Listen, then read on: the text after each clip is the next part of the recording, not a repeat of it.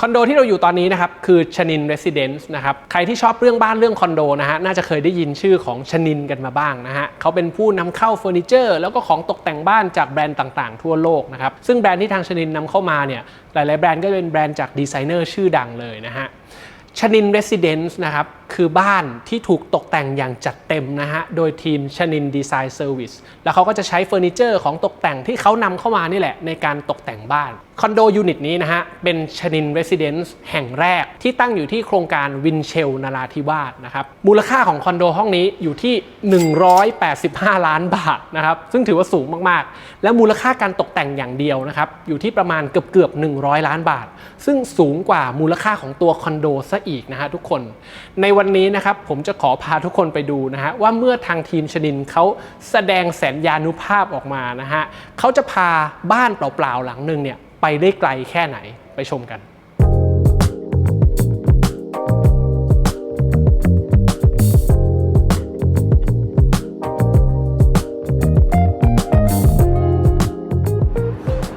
ก่อนที่เราจะไปดูชนินเรสซิเดนซ์นะครับทุกคนเดี๋ยววันนี้จะขอเล่าให้ฟังก่อนว่าตอนนี้เราอยู่กันที่ไหนนะครับคอนโดที่เราอยู่ตอนนี้คือคอนโดที่ชื่อว่าวินเชลนราธิวาสนะครับซึ่งที่นี่มันเป็นคอนโดที่เขาจะขายเป็นยูนิตแบร์เชลแบบเปลือยๆที่ไม่มีวัสดุตกแต่งแบบที่ทุกคนเห็นอยู่ด้านหลังผมตรงนี้นะฮะซึ่งจริงๆที่เนี่ยผมเคยพาทุกคนมาดูไปแล้วรอบหนึ่งแต่สำหรับคนที่ยังไม่ได้ดูผมจะขอเล่าให้ฟังอย่างคร่าวๆก่อนว่าคอนโดนี้มันเป็นยังไงตัวตึกเนี้ยเขาตั้งอยู่ที่ถนนนราธิวาสราชนครินทร์เป็นตึกสูง28ชั้นทั้งตึกมีแค่36ยูนิตเท่านั้นเองทุกคนเป็นยูนิตขนาดใหญ่อย่างเดียวเลยนะฮะก็คือ450ตารางเมตรกับ550ตารางเมตรนะครับมีแค่2ขนาดให้เลือกราคาตอนนี้เขาเริ่มต้นอยู่ที่90ล้านบาทนะครับเป็นห้องเปล่าๆแบบนี้นะฮะซึ่งตอนนี้เขาบอกว่าเขาเหลืออยู่แค่13ยูนิตเท่านั้นเองใครที่อยากจะดูรีวิวของคอนโดตึกนี้นะฮะเดี๋ยวผมจะแปะลิงก์ไว้ใต้วิดีโอนี้แล้วกันก็สามารถเข้าไปกดดูกันได้ประเด็นที่ผมจะบอกก็คือว่าคอนโดนี้มันพิเศษมากซึ่งมันเป็นจุดเริ่มต้นที่ทำให้เกิดชนินเรสซิเดนซ์ขึ้นมาตัวตึกวินเชลเนี่ยทุกคนทางทีมชนินเขาก็ถูกใจที่นี่กันมากด้วยความที่มันเหมือนกับมันเป็นกระดาษเปล่าอ่ะที่เขาจะวาดรูประบายสียังไงก็ได้เขาก็เลยตัดสินใจซื้อไว้2ห้องนะครับซื้อเลยนะทุกคนคือชนินเขาไม่ใช่บริษัทอสังหานึกออกปะเขาเป็นคนขายเฟอร์นิเจอร์อ่ะแล้วคือนี่มันไม่ใช่คอนโด5ล้าน10ล้านอ่ะนี่มันคอนโด90ล้านอ่ะแล้วเขาจะต้องแต่งไปอีกเบอร์ไหนมันถึงจะถูกใจคนที่เขาเป็นแบบลูกค้าของที่นี่แต่ทีเนี้ยการที่เขาทำแบบนี้มันมีเหตุผลนะครับคือถ้าเกิดเขาไปซื้อคอนโดทั่วๆไปอะไรแบบเนี้ยพวกเลเยอร์ ฟลอร์ แปลนการตกแต่งอะไรต่างๆมันจะถูกกำหนดมาแล้วระดับหนึ่งชนินเขารู้สึกว่าเขาไม่สามารถแสดงฝีมือได้เต็มที่แต่พอมันเป็นแบบเนี้ยด้วยโครงสร้างด้วยงานระบบที่ทางวินเชลเขาเตรียมพื้นฐานไว้ดีมากแล้วก็ flexible มากๆทำให้ทางชนินเขารู้สึกว่าเขาสามารถใช้ความคิดสร้างสรรค์ในการที่จะสร้างชนินเรสซิเดนซ์ออกมาได้อย่างเต็มที่ก็เลยเกิดเป็นโปรเจกต์นี้ขึ้นมา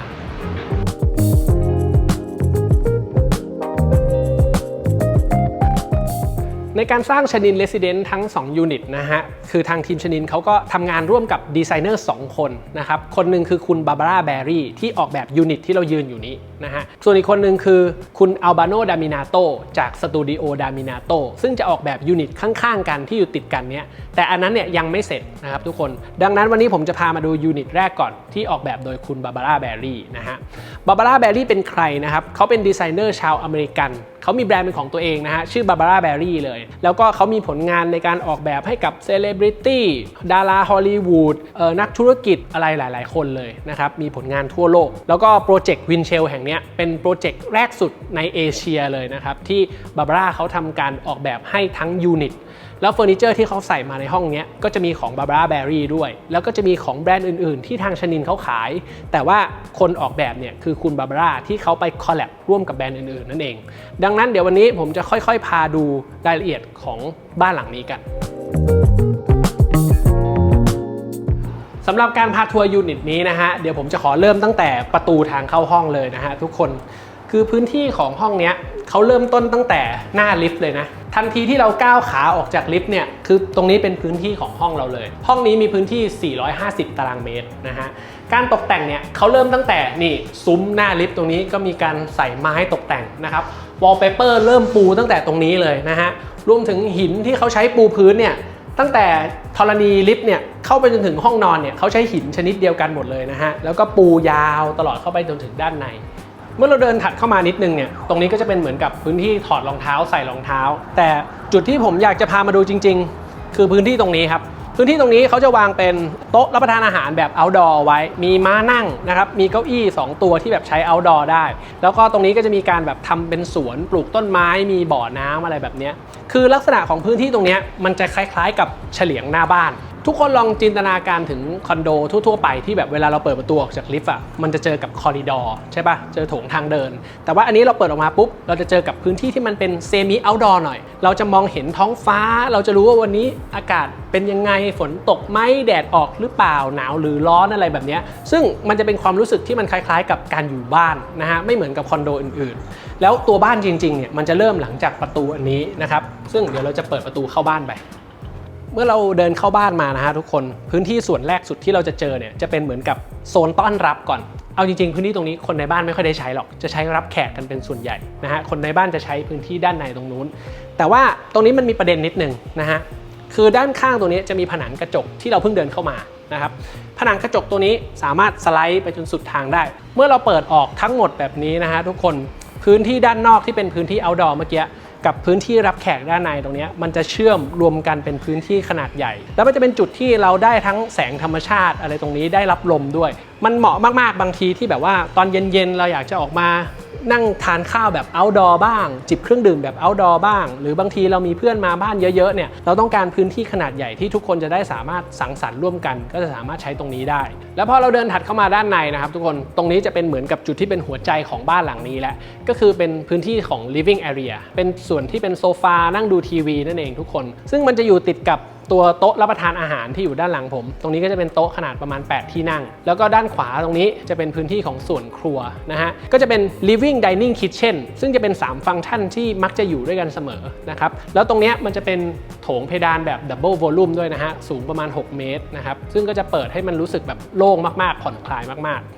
อย่างที่บอกไปตั้งแต่แรกนะครับว่าเฟอร์นิเจอร์ที่เขาใช้ในบ้านหลังนี้ส่วนใหญ่เลยนะครับเป็นของแบรนด์เนมเกือบจะทั้งหมดเลยซึ่งมูลค่าของมันเนี่ยมันสูงมากๆทุกคนคืออย่างตรงแค่จุดที่ผมยืนอยู่ตรงนี้แค่ living area กับโต๊ะกินข้าวข้างหลังเนี้ยตรงนี้รวมกันประมาณสักเกือบ7 ล้านบาทซึ่งถือว่าแพงมาก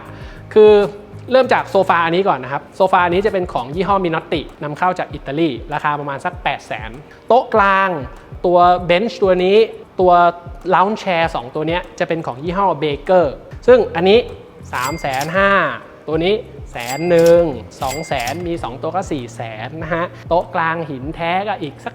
160,000นะครับโต๊ะเล็กๆตัวนู้น100,000นะฮะซึ่งแค่นี้ก็เป็นล้านแล้วนะครับโต๊ะดูทีวีนะฮะทุกคนอันนี้ของยี่ห้อคริสเตียนลีแอคนะครับนำเข้าจากฝรั่งเศสประมาณ800,000นะฮะเป็นงานแฮนด์เมดนะครับรวมถึงพรมที่ผมเหยียบอยู่เนี้ยประมาณสัก600,000 บาทรวมมูลค่าประมาณ6 ล้านกว่าบาท7 ล้านนะฮะถามว่าทำไมมันต้องแพงขนาดนี้ทุกคนเฟอร์นิเจอร์พวกนี้ฟังก์ชันมันก็ไม่ได้มีอะไรแตกต่างไปจากสิ่งที่เราคุ้นเคยกันใช่ปะความแพงของมันอยู่ที่การที่มันสามารถคัสตอมได้เยอะมากคือพวกเฟอร์นิเจอร์พวกนี้มันสามารถเปลี่ยนวัสดุเปลี่ยนสีเปลี่ยน texture ให้ทั้งหมดมันสามารถซิงค์เข้าหากันรวมกันเป็นอันหนึ่งอันเดียวกันได้เราจะสังเกตว่ามันจะไม่มีอะไรที่มันโดดเด้งออกมาเลยทุกอย่างมันจะดูแบบเป็นฮาร์โมนีเดียวกันหมดเลยซึ่งไอความที่มันคัสตอมได้เยอะๆเนี่ยเขาต้องบวกต้นทุนเผื่อไปเยอะมากนะครับแล้วก็ด้วยความที่มันเป็นดีไซเนอร์แบรนด์ด้วยแน่นอนว่าราคามันก็จะสูงขึ้นไปอีกนะครับ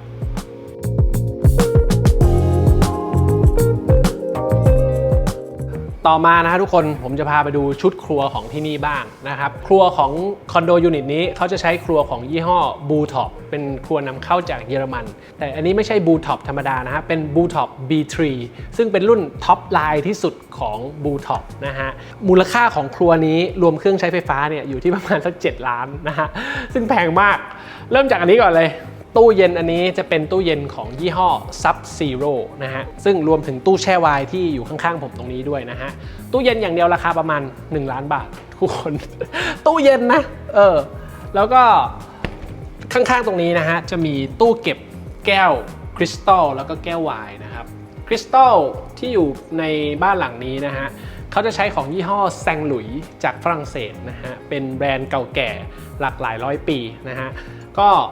ทั้งหมดที่ทุกคนเห็นอยู่นี้เขาแถมให้กับห้องนี้ไปเลยนะฮะถัดมาทางด้านหลังตรงนี้จะเป็นตัวเตาอบของยี่ห้อ Wolf นะครับ Wolf กับ Sub Zero นี่จะเป็นของเจ้าของคนเดียวกัน Sub Zero จะเป็นเครื่องทำความเย็นไงส่วน Wolf จะเป็นเครื่องทำความร้อนนะฮะเตาอบตัวนี้ถ้าเกิดกดปุ่มตรงนี้ แฮนเดิลมันจะค่อยๆออกมาเป็นแบบอิเล็กทรอนิกส์นะครับแล้วเราก็สามารถเปิดมันแบบนี้ได้ชุดครัวของ Blue Top เนี่ยความแพงของมันเนี่ยมันอยู่ตรงที่เราสามารถคัสตอมไมซ์มันได้แบบทุกตารางนิ้วเลยนะครับโอเคแต่อันนี้คือเราซื้อพร้อมยูนิตนี้เราก็คงไม่ได้คัสตอมเองนะครับแต่คือความแพงของมันก็คือเราสามารถเลือกวัสดุเลือกสีมือจับตำแหน่งการวางของอุปกรณ์อ c เซสซอรี่ต่างๆอะไรแบบนี้ได้แบบตามใจเราหมดเลยซึ่งทางดีไซเนอร์เขาก็เลือกมาให้เราระดับหนึ่งแล้วนะครับว่าอะไรมันควรจะอยู่ตรงไหนผมให้ดูอันนี้อันนึงอันนี้เป็นแท่นวาง iPad ของ Blue Top เป็นออปชันที่เราต้องซื้อเพิ่มนะฮะแท่นวางอันนี้ราคา 20,000 บาทนะฮะทุกคนแล้วก็พวกเครื่องหายจานชามที่อยู่ในบ้านหลังนี้นะครับนอกจากแซงหลุยฝรั่งเศสเมื่อกี้จะมีอันนี้ครับผมกลัวทำแตกเหมือนกันอันนี้จะเป็น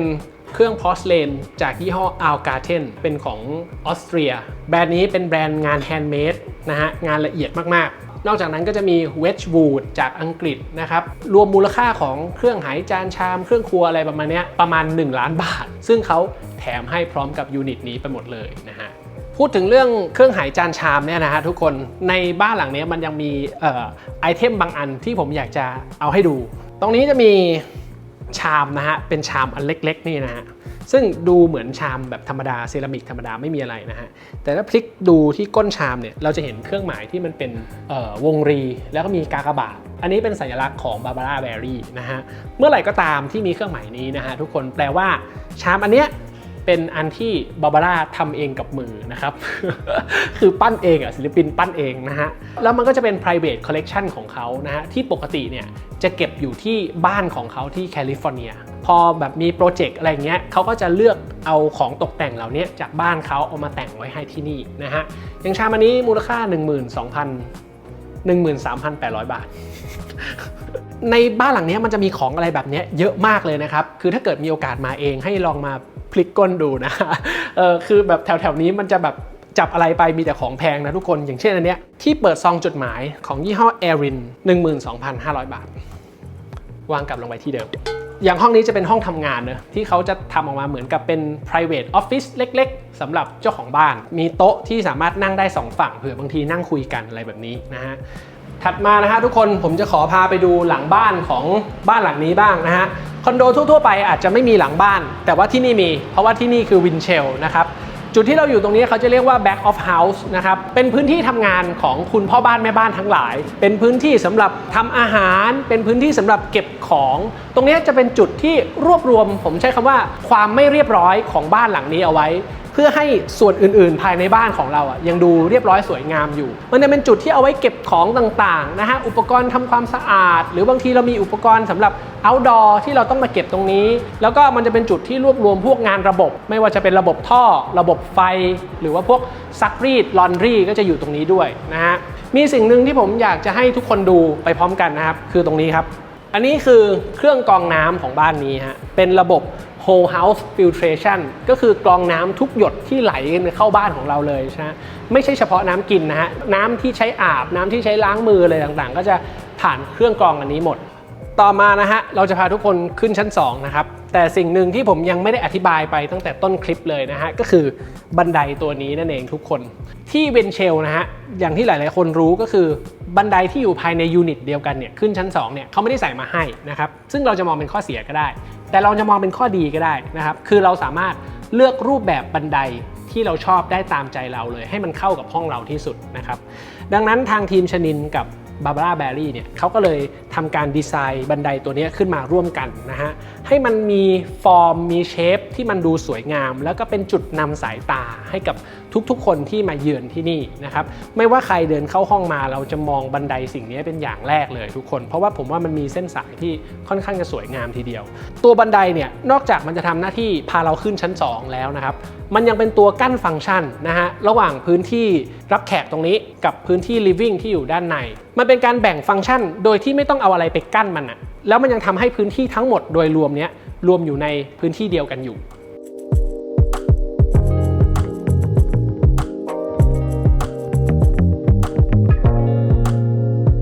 ใน บ้านหลังนี้นะฮะเขามีห้องนอนอยู่ด้วยกันทั้งหมด3ห้องนะครับห้องหนึ่งจะอยู่ชั้นล่างนะฮะสำหรับคนที่ขี้เกียจเดินขึ้นชั้น2หรือบางทีอาจจะมีบางคนมีผู้สูงอายุ หรือว่ามีแขกมาหาที่บ้านบ่อยๆก็อาจจะใช้ให้นอนชั้นล่างก็ได้นะครับ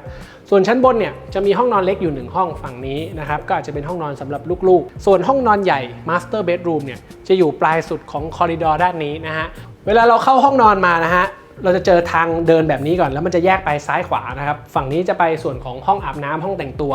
ส่วนฝั่งนี้จะเป็นห้องนอนนะครับฟังก์ชันส่วนของห้องนอนเนี่ยผมอยากจะให้เข้ามาดูก่อนตรงกลางจะวางเตียงเอาไว้แบบนี้นะครับมีโต๊ะหัวเตียง2ด้านปลายเตียงมีเก้าอี้นั่งอีกอันนึงเล็กๆต่อเนื่องจากโต๊ะหัวเตียงมาเนี่ยจะเป็นโต๊ะทำงานนะครับทำเป็นเฟอร์นิเจอร์เหมือนกับเป็นชิ้นเดียวกันแบบนี้นะครับมีชั้นวางของนิดหน่อย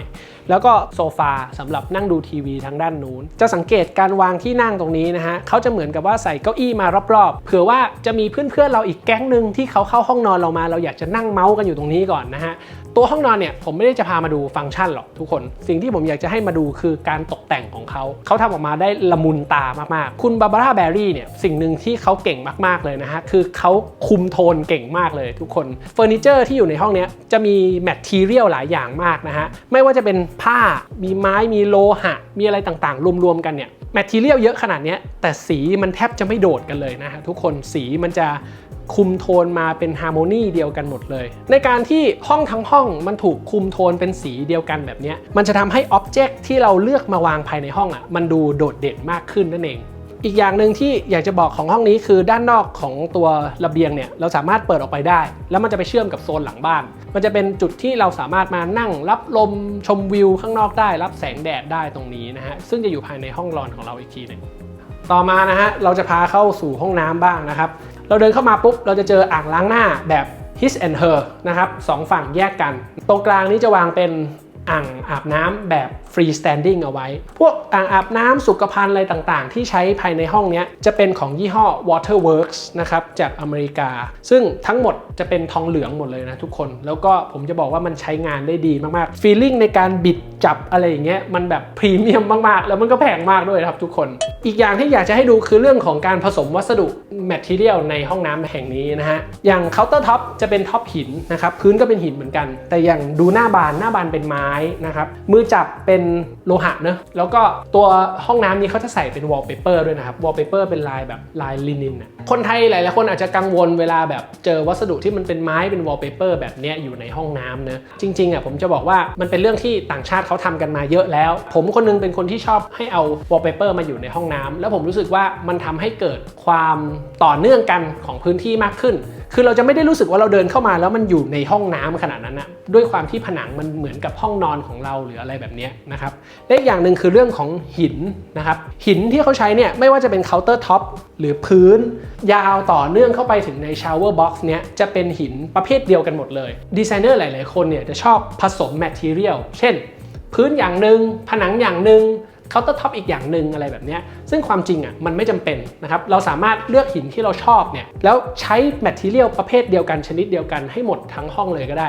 มันดูสวยด้วยเพราะว่ามันเป็นหินที่เราชอบแล้วก็มันจะดูเกิดความซิงค์ต่อเนื่องกันทั้งห้องด้วยสุดท้ายอยากจะพาเข้ามาดูใน shower box นะฮะ shower แห่งนี้นะฮะอย่างที่บอกไป2อันนี้ของยี่ห้อ Waterworks นะครับเป็น shower box แบบ duo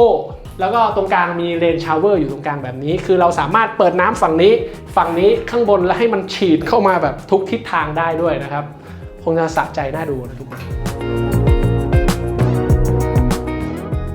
แล้วก็ฟังก์ชันสุดท้ายนะครับก็คือฟังก์ชัน walk-in closet นั่นเองทุกคน walk-in closet ของห้องนี้จะใช้ของยี่ห้อ Lima นะครับนำเข้าจากอิตาลีอีกแล้วครับท่านแล้วก็ความสวยของ walk-in closet อันเนี้ยมันคือแสงทุกคนจะสังเกตว่าเขาจะมีการใส่พวกหลอด LED ซ่อนเอาไว้ในตู้แบบนี้นะครับแล้วทั้งหมดจะเป็น indirect light หมดเลยนะฮะคือเราจะรู้สึกว่ามันสว่างแต่มันไม่แสบตาเพราะว่าเขาซ่อนไฟไว้ในจุดต่างๆแล้วก็ในห้องนี้นะฮะจะมีสิ่งนี้ด้วยนะครับนี่คือ Lima Air Cleaning System นะครับเป็นตู้ทำความสะอาดเสื้อผ้าระบบการทำงานของมันเนี่ยคือมันเป็น Photo Catalytic Oxidation นะครับผมไม่ได้คิดเองนะคืออันนี้คือมันเป็นทำงานอย่างนี้จริงๆคือเขาจะใช้วิธียิงแสง UV ออกมาผ่านวัสดุตัวหนึ่งที่มันจะทำให้เกิดประจุ มันจะมาจับกับแบคทีเรียที่อยู่ในนี้แล้วย่อยสลายมันกลายเป็นคาร์บอนไดออกไซด์นะฮะสมมุติว่าเรามีกางเกงยีนนะฮะมีกระเป๋ามีรองเท้ามีเสื้อโค้ทที่บางทีเนี่ยเราไม่ได้อยากจะซักมันหรือเสื้อผ้าแพงๆแต่เราอยากจะใส่ต่อ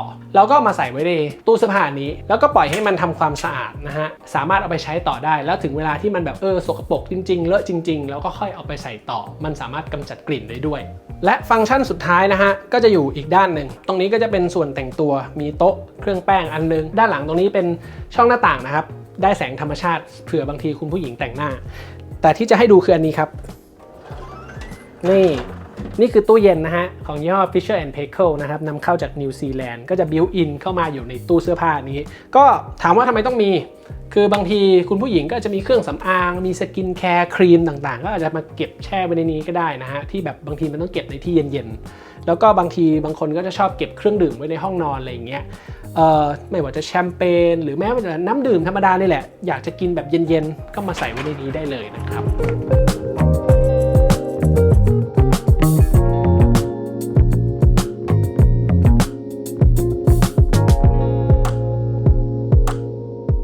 โอเคครับทุกคนตอนนี้เราก็เดินชมเรียบร้อยแล้วนะฮะชนินเรสซิเดนซ์หลังที่1นะครับแอดวินเชลนาราธิวาสนะฮะคอนโดนี้นะครับผมต้องบอกว่าคุณบาบาร่าแบร์รี่แล้วก็ทีมชนินเนี่ยทำออกมาได้แบบยอดเยี่ยมมากๆคือการตกแต่งภายในห้องนี้นะฮะคือผมจะบอกว่ามันสวยทุกมุมผมว่าผมก็ไม่ได้พูดเกินไปอยากให้ทุกคนได้มาลองเดินดูเองจริงๆนะครับทุกตารางนิ้วของที่เนี่ยเหมือนเขาคิดมาหมดแล้วอะว่าอะไรมันจะต้องวางอยู่ตรงไหนเฟอร์นิเจอร์ของตกแต่งพร็อพต่างๆแล้วเขาก็คุมโทนมาให้เสร็จสับเรียบร้อยนะฮะต้องบอกว่าเมื่อชนินได้ทำการแสดงพลังออกมานี่คือเขาไปเบอร์สุดจริงๆแต่มันมีอีกสิ่งหนึ่งนะครับที่ทุกคนจะมองข้ามไม่ได้เลยนะฮะนั่นก็คือตัวตึกนี้วินเชลนาราธิวาสนั่นเองที่มันเป็นพื้นฐานสำคัญเลยนะครับของตัวชนินเรสซิเดนซ์ไม่ว่าจะเป็นทั้งงานระบบหรือว่าความ flexible ต่างๆที่เขาวางเอาไว้คอนเซปต์ของตัวตึกนี้เรื่องของทิศทางลมแสงแดด infrastructure ต่างๆที่ทำให้ชนิน Residence เนี่ยมันออกมาหน้าตาแบบนี้ได้เนี่ยต้องขอบคุณทางวินเชลเขาด้วยมันมีสิ่งหนึ่งที่ในคลิปที่แล้วที่เรารีวิววินเชลเนี่ยผมยังไม่ได้อธิบายให้ทุกคนฟังมากนักคือเรื่องของราคาที่ผมอยากจะอธิบายเพิ่มเติมตัวตึกเนี้ยห้องเปล่าเนี่ยเขาขายอยู่ที่90 ล้านเนอะเป็นห้องขนาด450ตารางเมตรหารออกมาเนี่ยจะตกประมาณสักตารางเมตรละ 200,000 บาทซึ่งอันนี้มันเป็นราคาพื้นฐานก่อนที่กำลังจะตกแต่งความเจ๋งของที่นี่ก็คือเราสามารถเลือกตกแต่งได้ว่าเราจะลงงบประมาณกับมันแค่ไหนเราอาจจะตกแต่งแค่ตารางเมตรละ 5-6 หมื่นบาทก็ได้ก็จะกลายเป็นคอนโดประมาณ120 ล้านนะฮะตกตารางเมตรละ 250,000 หรือเราจะจัดเต็มแบบชนินเรสซิเดนซ์ก็ได้นะฮะ180 ล้านออกมาเป็นตารางเมตรละ 400,000 พอมันเข้าสู่ตารางเมตรละ 400,000 เนี่ยหลายๆคนจะเอาตึกเนี้ยไปเปรียบเทียบกับคอนโดซูเปอร์ลักชัวรี่ที่มีขายอยู่ทั่วไปในตลาดตอนนี้นะครับ 400,000 บาทต่อตารางเมตรเนี่ยเป็นตัวเลขที่แพงนะฮะแต่ว่ามันเป็น 400,000 บาทต่อตารางเมตรที่เฟอร์นิเจอร์ทุกชิ้นในห้องนี้เป็นของแบรนด์เนมทุกอย่างถูกออกแบบโดยดีไซเนอร์ชื่อดังแถมคุมโทนมาให้เสร็จสับเรียบร้อยหมดแล้วนะฮะทุกอย่างที่เราเห็นอยู่ในห้องนี้เขาให้หมดเลยแล้วเราแบบยกกระเป๋าเข้ามาอยู่ได้เลยอ่ะซึ่งผมจะบอกว่าราคาเนี้ยมันไม่มีแล้วนะครับที่อยู่ในกรุงเทพตอนนี้ซึ่ง uniqueness จริงๆของวินเชลอ่ะมันคือการที่เราสามารถเลือกได้อ่ะว่าเราจะลงทุนกับการแต่งบ้านของเราเป็นจำนวนเงินเท่าไหร่ด้วยจำนวนเงินเท่านี้180 กว่าล้านเนี่ยนะครับหลายๆคนอาจจะมองว่าเฮ้ยทำไมเราไม่ไปซื้อบ้านแถวๆนี้ล่ะ180 ล้านซื้อบ้านแถวนี้ได้แต่งให้สวยได้นะครับใช่ครับแต่ว่าคุณจะไม่มีทางได้ facility แบบนี้ไม่มีทางได้วิวแบบนี้ไม่มีทางได้ privacy หรือ security แบบที่วินเชลจะมอบให้คุณได้จะมีอย่างหนึ่งที่มันจะเป็นข้อด้อยของวินเชลก็คือการที่เขาให้มาเป็นห้องเปล่าแล้วเราต้องไปทำเองนั่นแหละนะครับแต่ถ้าเกิดคุณซื้อชนิน Residence Unit นี้คุณก็ไม่ต้องทำแล้วด้วยพื้นที่450 ตารางเมตรเนี่ยมันสามารถไปเปรียบเทียบกับการอยู่อาศัยแบบบ้านได้อย่างสบายๆนะครับอันนี้ก็จะเป็นความพิเศษของวินเชลที่ผมรู้สึกว่าผมอยากจะอธิบายต่อในคลิปนี้นะฮะสุดท้ายนะครับผมอยากจะกลับมาที่เรื่องของชนินยูนิต ที่เราพามาดูวันนี้นะครับมันเป็นยูนิตที่ทางทีมดีไซน์เซอร์วิสของชนินจัดเต็มแบบทุกตารางนิ้วอะแต่สำหรับคนไหนที่กำลังมีบ้านอยู่ในตอนนี้นะครับแล้วอยากจะสร้างบ้านในฝันของตัวเองบ้างต้องการที่ปรึกษานะฮะสามารถไปติดต่อทางทีมชนินดีไซน์เซอร์วิสได้นะครับเขามีโปรดักต์ให้เลือกหลากหลายมีแบรนด์ให้เลือกมากมายนะฮะตามงบประมาณหรือว่าตามความต้องการของแต่ละคนนะครับไม่ว่าจะเป็นบ้านเป็นคอนโดเป็นอะไรก็แล้วแต่นะครับลองติดต่อเขาดูที่ chanin.com นะครับและสุดท้ายนะครับผมอยากจะขอปิดท้ายด้วยคำพูดอันนึงที่ผมมีโอกาสคุยกับดีไซเนอร์ของทีมชนินนะครับระหว่างที่เราเดินดูโปรเจกต์นี้ด้วยกันคือเขาก็บอกผมว่าในการที่จะทำบ้านออกมาให้มันสวยแบบนี้จริงๆแล้วสำหรับเขาคิดว่าใครๆก็ทำได้แต่หน้าที่ของเขาจริงๆเนี่ยคือการที่เขาต้องเป็นคนที่จะสังเกตลูกค้าว่าลูกค้าของเขาเนี่ยเป็นคนยังไงชอบอะไรไม่ชอบอะไรกินข้าวกับอะไรมีกิจกรรมแบบไหนใช้ชีวิตแบบไหนอะไรแบบนี้อันนี้มันจะเป็นตัวบ่งบอกว่าบ้านของเขาแหละมันจะออกมาหน้าตาเป็นยังไงนะครับแล้วนอกจากจะสวยแล้วเนี่ยมันจะต้องตอบโจทย์การใช้ชีวิตประจำวันของเขาด้วยนะฮะและนั่นคือจุดแข็งที่แท้จริง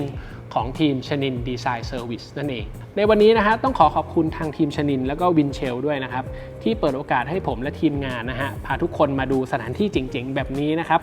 ตอนหน้าจะพาไปที่ไหนอีกต้องโปรดติดตามวันนี้บูมธลิตขอลาไปก่อนสวัสดีครับ